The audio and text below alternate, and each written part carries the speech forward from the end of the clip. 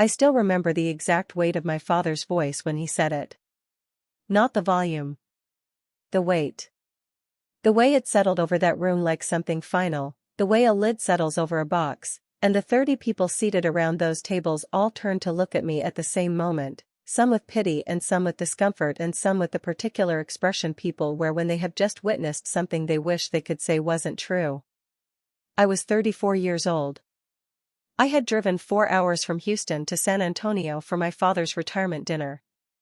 I had not been asked to speak. I had not been asked to sit at the head table. I had been given a seat at the far end of the second table, next to my cousin Ernesto's wife, who I had met twice and who spent most of the evening taking photos of the centerpieces for her Instagram. My father stood at the podium with a glass of champagne and a smile that the room returned to him, because that is what the room had always done with my father, returned everything he gave with interest. He was a man who filled rooms. He had been filling rooms for 62 years and he had gotten very good at it. He talked about his company. About the 31 years he had spent building Reyes Construction from a one-truck operation into a company with 14 employees and a portfolio of commercial contracts across Bexar County. He talked about what the work had cost him and what it had given him. He talked about the legacy he was leaving. Then he pointed to my brother Marco, who was seated at the head table, and he said that Marco was the son who had stayed. The son who had shown up. The son who understood that family meant more than ambition and that real men build things with their hands and their loyalty and not with spreadsheets in an office tower 600 miles away. He did not say my name. He did not need to. There were 30 people in that room and every one of them knew exactly who the spreadsheets and the office tower and the 600 miles belonged to. He raised his glass and he said that he was leaving the company to the son who had earned it. And I sat at the second table and I did not say a word. I want to tell you what happened 2 weeks after that dinner, because what happened matters. I want to tell you about the phone calls and the knocks on the door and the messages that arrived from the same 30 people who had watched my father reduce me to a footnote in his own retirement speech. I want to tell you about Marco and what my father did not know about his own company. I want to tell you about the thing that had been building for 3 years inside the business my father had given his life to, the thing that his chosen son had been hiding from him and from everyone else, and about the moment it all came loose. But to understand what happened 2 weeks later, you first have to understand what had been happening for 34 years. My name is Daniel Reyes. I grew up in San Antonio, the second of 2 sons, in a house on Crestwood Drive where the garage was always half occupied by equipment and the kitchen table was always half covered in blueprints. My father, Roberto Reyes, started his construction company the year before I was born. By the time I was old enough to understand what he did, it was already the defining fact of our household. Not a job. A vocation. A calling. The kind of thing a man speaks about the way some men speak about religion, with the certainty that it is not just what he does but who he is and who his sons are supposed to be. Marco was 4 years older than me and he understood this instinctively. He was on job sites by the time he was 12, handing my father tools and learning the names of things. He had my father's build, broad across the shoulders and comfortable in work clothes, and he moved through my father's world with the ease of someone who had been shaped for it. He joined the company at 22 without discussion, the way you fulfill a contract that was written before you could read. I was different. I do not say this as a complaint. I say it as a fact that I spent the first 20 years of my life being ashamed of before I finally stopped. I was not built for the physical language of construction. I was built for numbers. For the quiet logic of systems that balance. For the way a spreadsheet, when it is built correctly, tells a more complete story than any conversation. I knew what our household's finances looked like by the time I was 15. Not because anyone told me, but because I listened. I knew when a contract came in late and I knew when a subcontractor had not been paid and I knew, by the way my father's voice changed on the phone on certain Tuesday evenings, that there were months when the company was running on thinner margins than the kitchen table conversations suggested. I understood these things without being invited to understand them. Numbers have always spoken to me before people do. My father did not see this as a skill. He saw it as a substitution. As if I had chosen arithmetic over loyalty, as if the fact that I could tell you the break-even point on a commercial contract meant that I had declined to be his son in the way Marco had agreed to be his son. When I told him at 17 that I wanted to study finance, he was quiet for a long time. Then he said that finance was what people did when they could not make anything real. I did not argue. I applied to the University of Texas at Austin, got a merit scholarship that covered 60% of my tuition, took out loans for the rest, and did not ask him for $1. He did not come to my graduation. Marco did. He drove up alone, brought me a card with a $50 bill in it and a handshake that turned into a half-hug. Marco was not a cruel person. I want to be clear about that. He was a man who had been shaped by the same household I had been shaped by, and the shape it had made of him did not leave a great deal of room for seeing me as anything other than the brother who had left. That was not malice. That was just the story my father had told about me for long enough that Marco had absorbed it without questioning it. I moved to Houston at 23. I took a job as a junior analyst at a financial services firm called Caldwell Briggs. Entry level. Cubicle. Coffee from a machine in the break room that tasted like ambition and disappointment in equal measure. I called my father once a month for the first 2 years. The calls lasted between 8 and 12 minutes and covered the weather, the company, Marco's latest project, and a brief and careful inventory of how I was doing that always ended with my father saying something like, "That is good, Mijo," and then finding a reason to get off the phone. I kept calling. I do not know entirely why.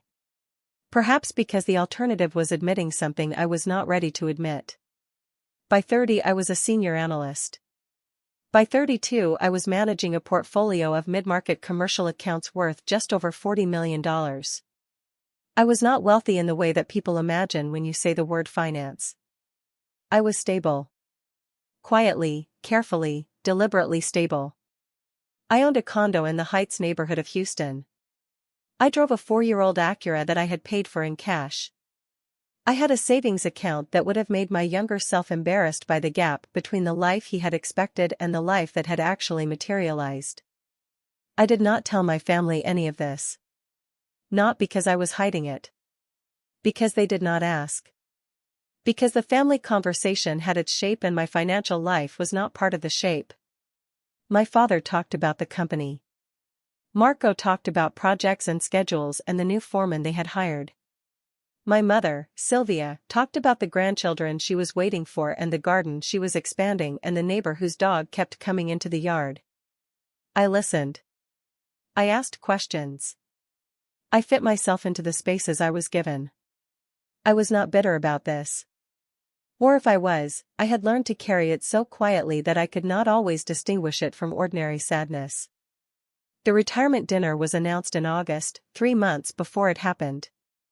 My mother called me on a Wednesday evening, her voice carrying the particular brightness she used when she was presenting something that required my compliance before I had been told what it was. "Your father is finally doing it," she said.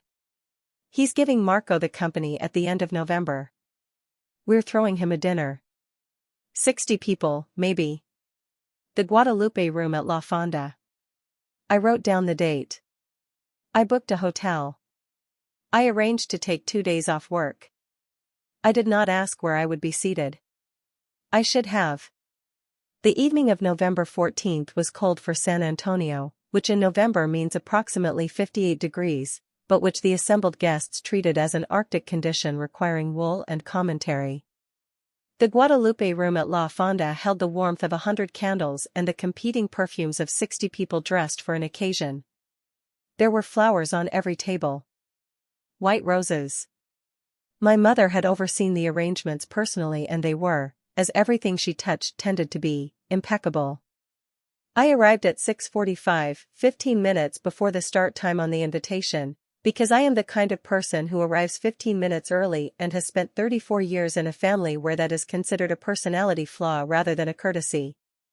Marco was already there, at the center of a cluster of men I recognized as subcontractors and longtime clients, laughing at something with the ease of a man on the best night of his professional life.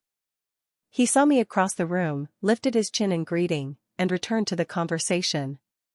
My mother found me near the bar. She hugged me tightly, the way she always did, the hug that said I love you and I am sorry about things I cannot say and please don't make this harder than it has to be all at once. She smelled like the perfume she had been wearing since I was 8 years old. She held my face in her hands for a moment and looked at me. "You look thin," she said. "You're working too hard." I said I was fine. She patted my cheek and was pulled away by someone else's arrival. My father found me 10 minutes later. He was wearing the charcoal suit my mother had bought him for Marco's wedding 7 years ago. He had aged well, my father, in the way of men who have spent their lives doing physical work, lean and weathered in a way that looked like intention rather than time. He shook my hand. Not a hug. A handshake, firm and brief, the greeting of two men who have a contractual obligation to each other that neither party is entirely comfortable with. "You made it," he said. "4 hours each way," I said. "Of course." He nodded. He looked past me toward the door.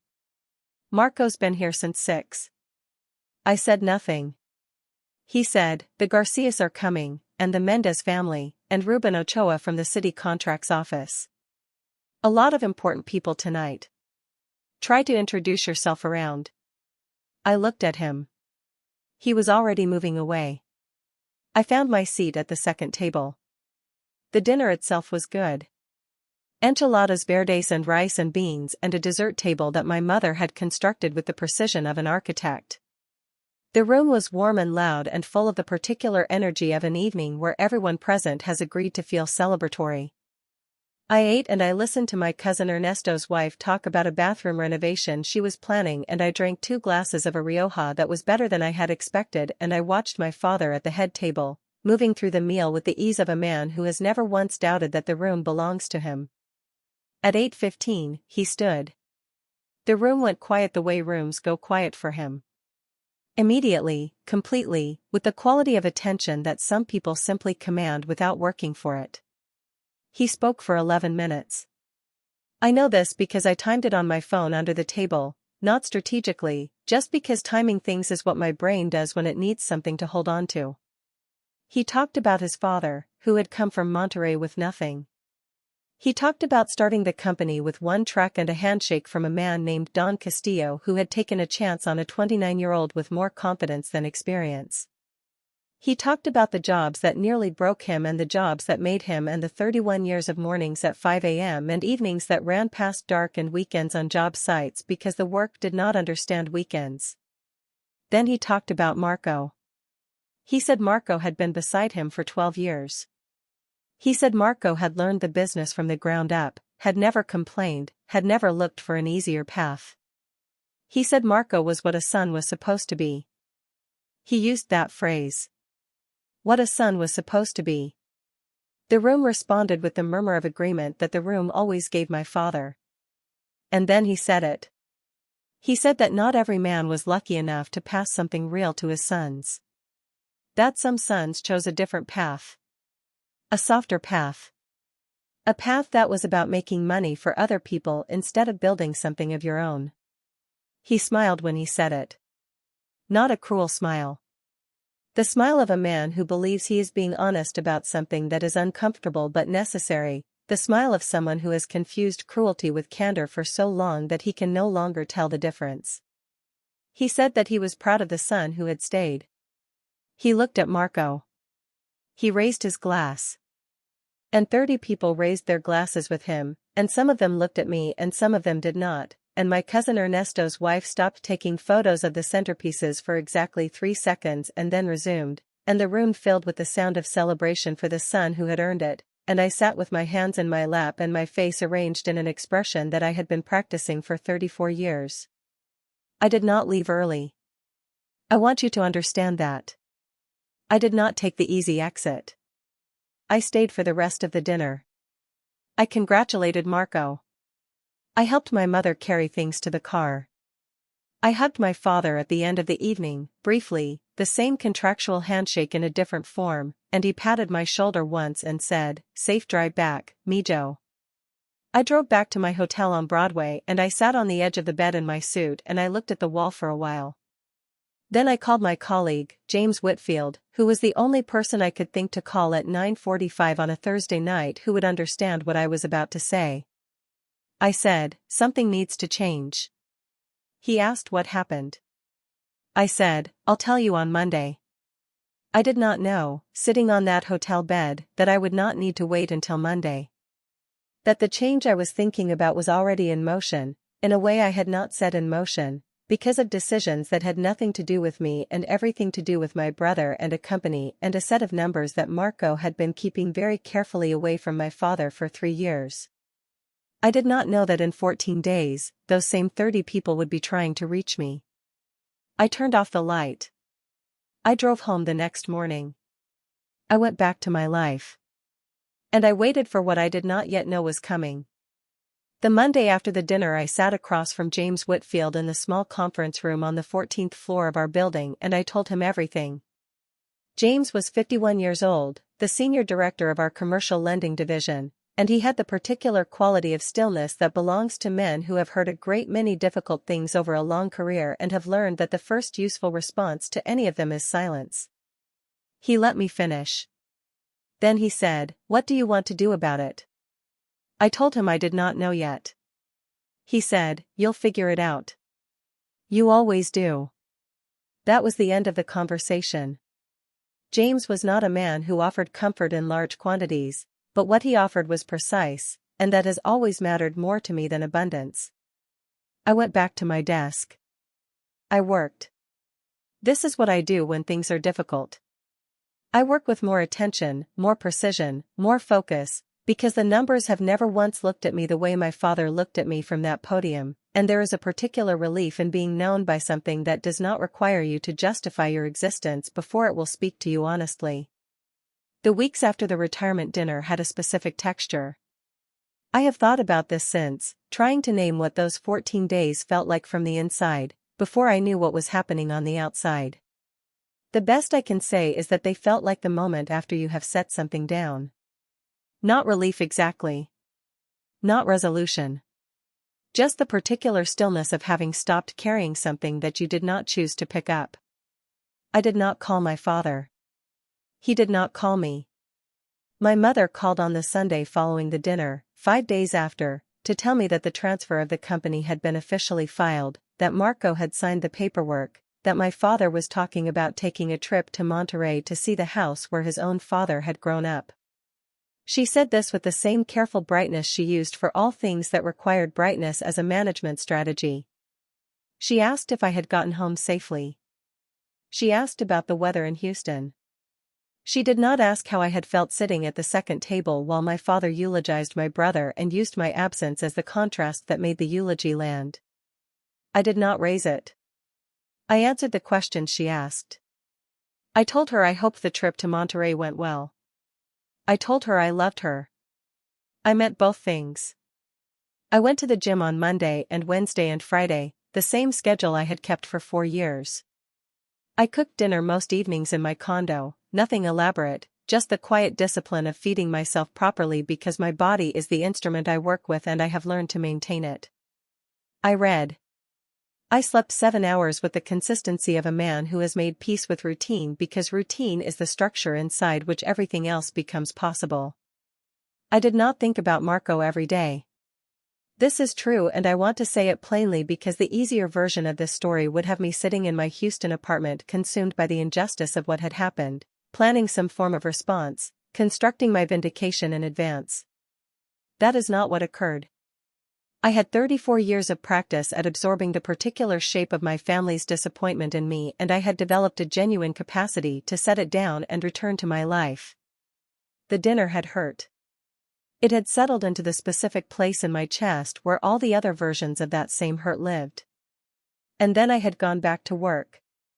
What I did not know during those 14 days was that 43 miles away in San Antonio, inside the offices of Reyes Construction at 1847, Industrial Loop South, the thing that Marco had been managing carefully for 3 years was becoming impossible to manage. I learned this the way I have learned most important things in my adult life. From a number. On the morning of November 28th, a Thursday, 14 days after my father's retirement dinner, I arrived at my desk at 7:53. I had a coffee from the place on the corner that I had been going to since I moved into the building 3 years ago. I had a breakfast taco that I had eaten half of in the elevator. I opened my laptop and I began working through the morning queue of emails with the systematic attention I bring to every morning. At 9:17, my phone rang. The number was a San Antonio area code. Not one I recognized. I let it ring twice. I answered. The voice on the other end belonged to a man named Ruben Ochoa. I recognized the name before I placed the voice. Ruben Ochoa from the city contracts office. The man my father had mentioned specifically the night of the dinner. An important person. One of the 30. Ruben Ochoa said, Daniel. This is Ruben. We met at your father's dinner. I don't know if you remember me. I remembered him. He had been seated at the head table. He said, I'm calling because I need to speak with someone who can actually help, and I have been told, by more than one person in the last 24 hours, that you are that person. I set down the half of the breakfast taco I had not yet eaten. I said, tell me what's happening. What was happening required 40 minutes to explain and another 2 hours for me to verify independently, because I am not a man who acts on a single source when the stakes are what these stakes were. But the shape of it was clear within the first 10 minutes of that phone call, and the shape of it was this. Reyes Construction had a line of credit with First Meridian Bank totaling $380,000. This line of credit had been opened 18 months earlier, in May of the prior year, and the collateral put against it was the company's equipment fleet and 2 pending commercial contracts worth a combined $900,000. Those 2 contracts had fallen through in August. Both of them, within 3 weeks of each other, for reasons that Marco had described to my father as temporary delays, paperwork issues, nothing serious, the kind of thing that happened in the industry and resolved itself with patience. The contracts had not resolved themselves. They were gone. One of the clients had taken the work to a competitor. The other had gone bankrupt and dissolved. The combined loss to Reyes Construction's projected revenue for the year was just under $1 million, against which the company had no reserve, because the reserve that should have existed had been spent in the first half of the year on equipment upgrades that Marco had pushed through without the contracts in hand to justify them. First Meridian Bank had been patient for 90 days. Then they had sent a notice. Then another notice. On the morning of November 28th, the morning Ruben Ochoa called me, the bank had sent a formal demand letter. The $380,000 was due in full within 30 days or the bank would begin the process of seizing the collateral. The collateral was the equipment fleet. Without the equipment fleet, Reyes Construction could not complete a single active contract. There were 6 active contracts. 3 of them belonged to city subcontractors who had their own obligations and timelines and who would face penalties if Reyes Construction defaulted. Ruben Ochoa was the city contracts officer who had signed off on 2 of those 3. His career had a direct and uncomfortable relationship with what happened next. My father did not know any of this. Marco had not told him. I sat at my desk in Houston and I listened to Ruben Ochoa describe the shape of the problem, and I understood, with the specific clarity that comes from 14 years of reading financial situations for a living, exactly how the $380,000 had become $380,000, and why it had happened in the order it had happened, and what the next 30 days would look like if nothing changed. When Ruben finished, there was a pause. He said, I have been told you work in commercial finance. That you understand these situations. I am calling because your brother told me this morning that he does not know what to do and your father does not know what is happening, and I have 2 city contracts that are going to become a significant problem for a significant number of people if this company goes under in the next 30 days. I asked him, who else knows? He said, the 6 subcontractors. Their foreman. My office. Probably 15 people as of this morning. I asked, has anyone called my father directly? A pause. He said, no one wants to be the one who tells Roberto Reyes that his company is about to collapse 2 weeks after he handed it to his son. I understood that. I understood it completely. I said, give me 24 hours. He said, you have 30 days, but I would prefer you use fewer of them. I hung up. I sat for a moment. Then I picked up my phone and I called James Whitfield. He answered on the second ring. I said, you know that situation I mentioned on Monday? He said, yes. I said, I need to understand something about commercial default resolution and collateral restructuring, and I need to understand it in the context of a family-owned construction company with a 31-year operating history and no prior defaults. James was quiet for a moment. Then he said, come to my office. I spent the rest of that Thursday in James's office and on the phone with 3 different people whose expertise I needed and in front of my laptop running numbers that I needed to run before I could determine whether what I was beginning to think was possible was actually possible. James brought coffee at 2 in the afternoon and left it on the desk without comment and went back to his own work, which is a form of respect I have always valued more than I have known how to say. By 6 o'clock that evening I had a document. 11 pages. A restructuring proposal, preliminary, not final, contingent on information I did not yet have access to, but coherent. A path through the 30 days that did not end with the bank seizing a fleet of equipment and 6 contracts collapsing and a 31-year-old company dissolving in the space of a month. It was not a certain path. There were conditions. There were things that would need to happen in a specific order and at a specific pace and with the cooperation of parties who had not yet agreed to cooperate. But it was a path. It existed. And it existed because of things I knew how to do that no one else in that situation knew how to do. I saved the document. I closed my laptop. I sat in James's conference room in the dark for a while because the lights were on a motion sensor and I had stopped moving.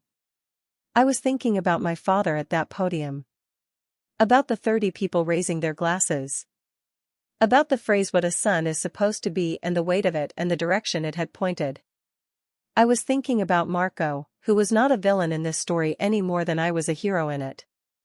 Marco was a man who had taken on something he did not entirely have the skills to manage and had spent 3 years trying to manage it alone rather than admit that. Because that is what the story our father had written about sons and strength and the right way to be a man had trained him to do. Marco had hidden the crisis from my father for the same reason I had never told my father about the $40 million portfolio. Because the vocabulary our father had given us for talking to him about what we were capable of was incomplete. It had a word for Marco's kind of capability and no word at all for mine. I thought about this for a while in the dark conference room. Then the lights came back on because James walked in. He looked at the 11 pages on the table. He looked at me. He said, "Are you going to help them?" I said, "I don't know yet." He said, "Yes you do." He was right. I did know. I had known since 9:17 that morning when Ruben Ochoa had said the word Daniel into my phone, and I had understood in the first 10 seconds of that call that no one in that situation had the specific knowledge that I had. That there was a version of the next 30 days in which a 31-year company survived because of the son who ran away to chase money in an office tower 600 miles away. That the spreadsheets my father had spent 34 years dismissing were the only instrument that stood between his life's work and a bank notice. I did not feel triumphant about this. I want to be precise about that. The feeling I had in that conference room was not satisfaction or vindication or the particular pleasure of a man watching a prophecy fulfill itself in his favor. It was something quieter and more uncomfortable than that.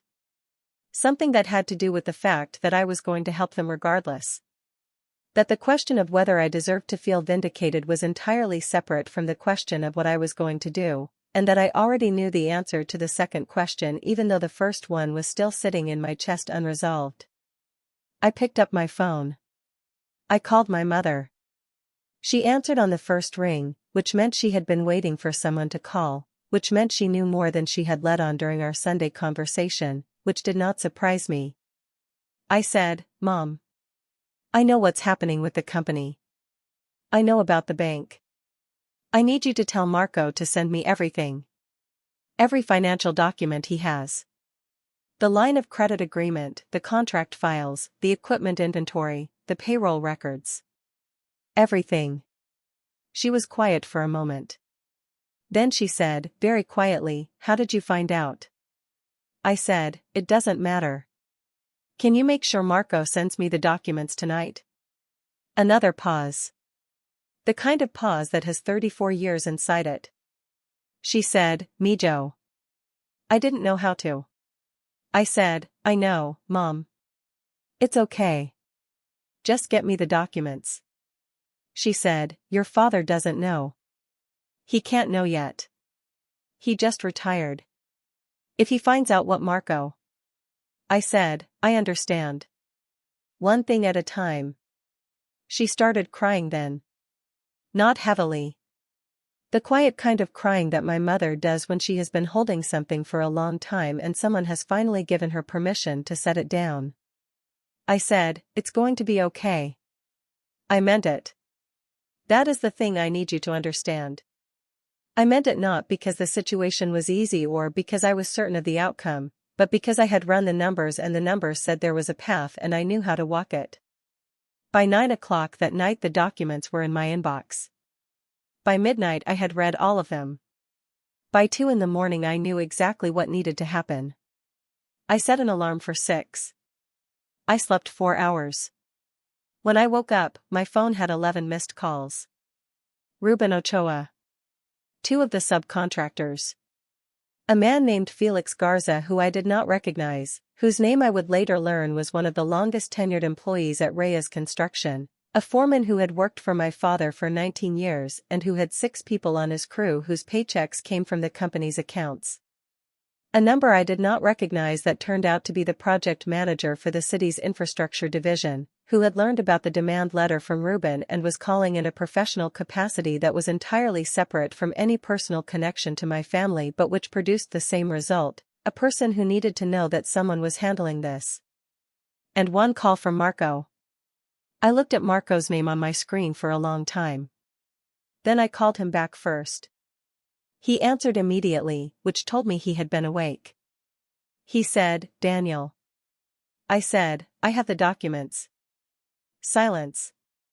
Then, "Mom told you." I said, "Ruben Ochoa told me." Then Mom told me. Then the documents told me the rest. I need you to answer some questions about the August contracts. Specifically the timeline on the Hendricks project and what the original draw schedule looked like before the client dissolved. Another silence. Longer. He said, "I should have told Dad." I said, "Yes. You should have. We'll talk about that later. Right now I need the information." He gave it to me. All of it. Everything I asked for without hesitation or qualification, because Marco in crisis was a different person than Marco at a retirement dinner, and whatever pride or stubbornness had kept him from telling my father the truth for 3 years had dissolved completely in the 48 hours since the demand letter had arrived. When we finished, he said, "Can you fix it?" I said, "I think so. But there are conditions and I need certain things to happen in a specific order and some of it depends on parties I don't control. Give me today." He said, "Daniel. I'm sorry. About the dinner. About all of it." I didn't know he was going to say. I said, "I know. Give me today." I hung up. I made coffee. I opened my laptop. And I went to work. It took 9 days. Not 30. 9. James connected me with a loan restructuring specialist at a partner firm who had worked with First Meridian before and knew the right person to call.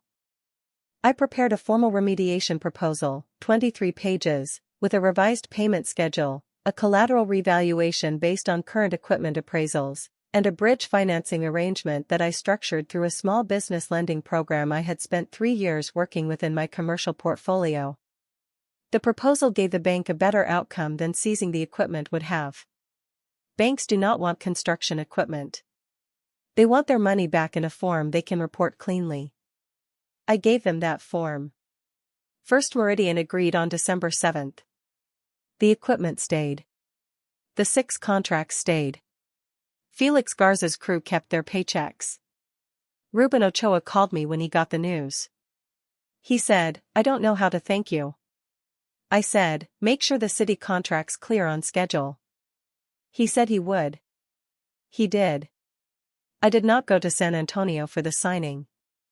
I handled everything remotely, from my desk in Houston, in between my regular client work, because the crisis at Reyes Construction had not paused the $40 million of accounts I was responsible for, and I am not a man who lets one thing make him worse at everything else. When it was finished, Marco called me. He said, "The company is still standing." I said, "Yes." He said, "Because of you." I said, "Because of the proposal. Because of James and the restructuring specialist and a lending program that exists because someone in government understood that small businesses need access to capital that banks won't offer voluntarily. I was the one who knew how to use those tools. That's all." He was quiet. Then he said, "Dad wants to talk to you." I had been waiting for this. Not with dread and not with eagerness. With the particular steadiness of a man who has decided in advance how he is going to conduct himself in a conversation and does not need the conversation to arrive before he is ready for it. My father called 20 minutes later. He did not begin with what I expected. He did not begin with the company or the bank or the 9 days or the 23 pages. He began with a silence that lasted long enough that I checked the phone to confirm the call was still connected. Then he said my name. Not me, Joe. Not the abbreviated version of my name he used when he was being casual. My full name. Daniel. The way he said it at my confirmation when I was 13, the last time I can remember him looking at me as if he was genuinely trying to see who I was. He said, "I didn't know what you did for a living." What you actually did. I said, "You never asked." Another silence. He said, "No. I didn't." He did not apologize at the dinner. Not in those words. My father is not a man who was built with easy access to that particular sentence, and I have made my peace with that over 34 years. What he said was closer to this. He said that he had told a story about his sons for so long that he had stopped checking whether the story was still true. He said that the story had a hero and a shape and he had fit us into it before we were old enough to tell him we didn't fit. He said he had watched me save something he had spent 31 years building and he did not have words for what that meant to him, but he needed me to know that he understood the distance between what he had said at that podium and what was actually true. He said, "I was wrong about what a son is supposed to be." I looked out the window of my condo. The Houston skyline at dusk, the light doing what it does in December over that flat horizon, spreading wide and low and honest. I said, "I know, Dad." He said, "Are you going to come for Christmas?" I thought about it. A real pause. Not performance. Then I said, "Yes." I went to San Antonio for Christmas.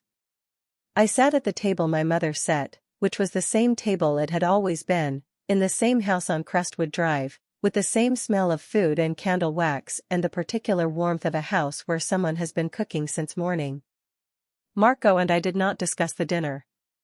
We discussed the company, because the company needed a financial review and a proper reserve policy and a set of controls that would prevent the next 3 years from looking like the last 3, and those were conversations I actually knew how to have. My father sat across from me at dinner and he listened when I talked. Not the listening of a man waiting for his turn. The listening of a man who has revised something fundamental and is still adjusting to the revision. It was not a perfect Christmas. Families do not become different things in a month. But it was an honest one. And honest was more than I had expected to get. I drove back to Houston on December 27th. I had the windows down on I-10 even though it was cold, because sometimes you need the air to move around you to remind you that you are in motion too. That things are not static. That 34 years can shift in 9 days if the right pressure is applied to the right place at the right time. My father told 30 people I was the family failure. 14 days later, those same people needed the one thing only I could give. I did not give it to punish anyone. I gave it because the need was real and the giving was possible, and in that moment I was the person who could. Some of you know what it is to be the one they overlooked. The one who left. The one who chose a different path and spent years watching that choice used as evidence against you. You are not evidence. You are the whole case. Thank you for watching until the end. If this story stayed with you, check out the other videos on your screen right now. And if you haven't subscribed yet, join us. New stories every week. See you in the next one.